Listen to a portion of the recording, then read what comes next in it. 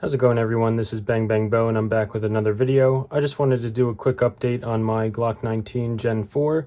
This is a Lipsy's exclusive gray frame. I don't know if it's that exclusive anymore, but at the time I got it, I think in 2017, it was exclusive. I have a new setup here, so I'm just trying things out, so bear with me if you don't like it. I did actually get a comment real quick, and I don't mind it. I listen to feedback and I love it. They said that having a flag on the backdrop could be interpreted as disrespectful. To each their own. It's a scarf, so I wear it. That might be considered disrespectful too. But I do appreciate any type of feedback, even if it's something like that. So without further ado, I'm just going to go over what I added to this monstrosity, just to and some, quick thoughts on it.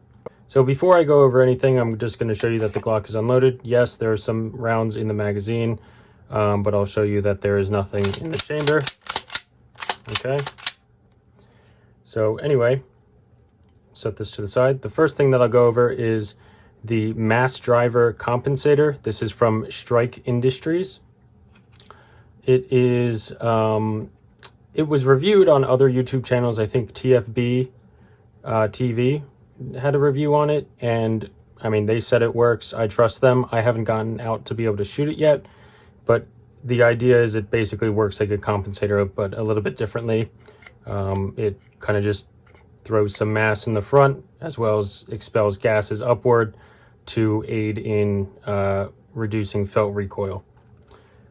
As far as disassembly goes with this on, it is a little bit more complicated, so I'm not even going to disassemble it. Definitely makes cleaning this a bit more of a pain in the butt, but this is probably like my nightstand gun. Well, it is my nightstand gun because it has the light on here, and I'm probably not going to be shooting it too often, especially now with the ammo prices being what they are with 9mm. I got some of this here, Tula steel cased FMJ. I believe it was $150 shipped for 1,000 rounds. Now that's going for around $350 as of February 2021. So anyway, that is the Strike Industries mass driver compensator. It costed me $96 shipped. The next thing I'll go over is actually some Tritium sights, which I will turn off the lights so then you can see how fantastic they are. So again, setup is a little bit different. I can kind of see that you guys can see. That is the Tritium night sights. They are very bright. They don't require any light whatsoever when to be like recharged, because that's what Tritium does. So it's great. Highly recommend them. These were about $62 shipped, and I got them from Amazon. They're True Glow Tritium night sights. They were pretty easy to install. I got the Glock tool or like a Glock tool set for about 10-15 bucks. So that does it for the Tritium night sights. They are white dots. The sights are metal, very durable. You can adjust them by knocking them over to the side with a set screw there, and the front sights are fixed. It was pretty easy to do myself with the Glock tools, like I said. So the next thing I'll go over is the Olight. This is a rechargeable laser light. You have 3 settings here. One is laser and light, one is just light, and one is just laser. There's adjustments you can make with the laser. I do not believe it affects the light in any way whatsoever. But as far as sighting in the laser goes, again, haven't been able to get to the range, so I just sighted it in based on the iron sights that I have, and that'll give me a ballpark, at least up close, as to where the bullets are going. Once I get a chance to go out to the range, this laser is more than powerful enough to be seen in the daylight, broad daylight, sunny time. I was able to test that in my backyard with no problems at all. So sighting it in, or at least getting it in a ballpark range for close encounters, will be easy enough. As far as the light goes, I'll just show you. So that's a laser and light. You probably can't see the laser, but the laser is right there. It's very bright. It does not do it justice here. Something I forgot to mention is it does have a quick release. So it falls off the bottom or you can take it off the rail itself, and it comes with an adapter, I think, and it adjusts like that. So then you can, you know, go back and forth depending on how far back your guard is. I just have it all the way up against because, one second, because actuating it, you just push down with your thumb, or I'm sorry, index finger, or whatever you may be using. You just tap it once and release for it to stay on. Or what I found out, should probably read the instruction manual, but what I found out is if you hold it down and then release, it goes off.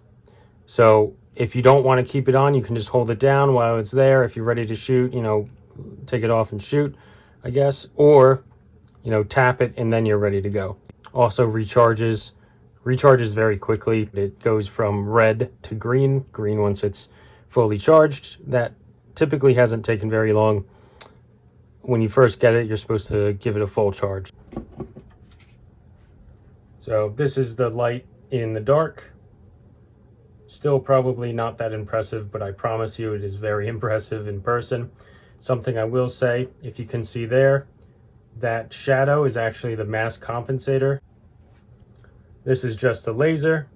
It's a very, very good laser. This thing can shoot out for hundreds of meters. So for the Olight, it'll run you about $130. I think maybe that includes shipping. I'm not sure. That's all I have to say on the Olight. Highly recommend it. I can't really vouch for any other lights. The next thing I have is an Apex trigger. This is actually just the trigger.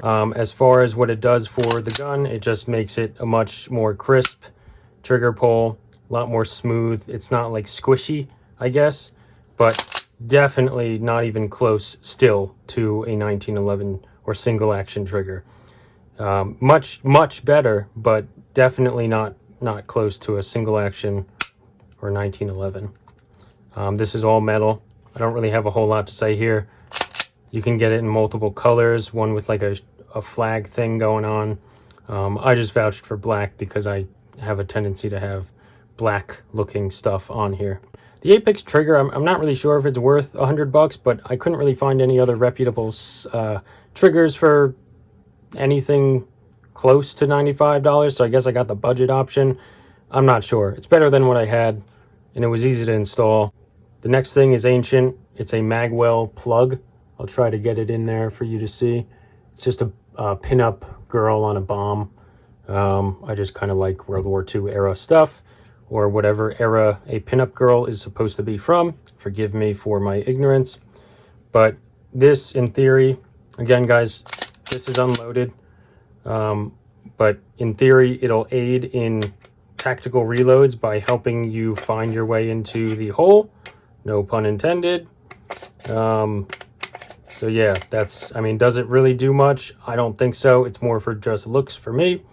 Some arguments against using this plug would be that like could be some dirt or grime buildup in this section of it, but it's easy to pop out. You just push that pin there and take it out. Or, you know, so it's not really a big deal. And I personally clean this gun a lot. I don't see a lot of buildup there. Maybe if you're pumping thousands of rounds through, maybe you'd run into issues as far as buildup goes, but I don't think it would cause any issues personally. Tell me if I'm wrong, but I don't think that'll cause any issues. The second to last thing I wanted to show you is a Techna clip. I'm not in a state where I can conceal carry, so, you know, and I actually put this on my Glock very early on. It just allows you to put it in your waistband. It holds it up pretty well. It's pretty secure, very tight. It hasn't really damaged anything or caused any ejection problems. Obviously, if you're having this on your waistband and you have an exposed trigger, there are some serious dangers with hitting that trigger. For me, it's usually when I'm walking around in the house and I don't have a round in the chamber and it's in my waistband. You guys can scoff at that all day if you want. I don't really care. It's just something I do for practice without a round in the chamber. So even if I was to hit it, nothing bad would happen. No real problems with this. Some people might not like there being kind of screw holes into the back plate of the Glock. Totally understand that, but me personally, hasn't exploded in my hand yet, so I'm not really worried. This screw has loosened actually, and I noticed that recently, so I believe I tightened it with Loctite this time, and I haven't had any issues since. The last thing that I wanted to show you, this is a 10-round magazine because I'm in a restrictive state. This medieval EDC meat pounder, I think it's called. Go up like that. 1 second. You can kind of see it there. All right, but basically it's just an aluminum thing, and I guess the theory is, again, I'll show you, nothing in the chamber.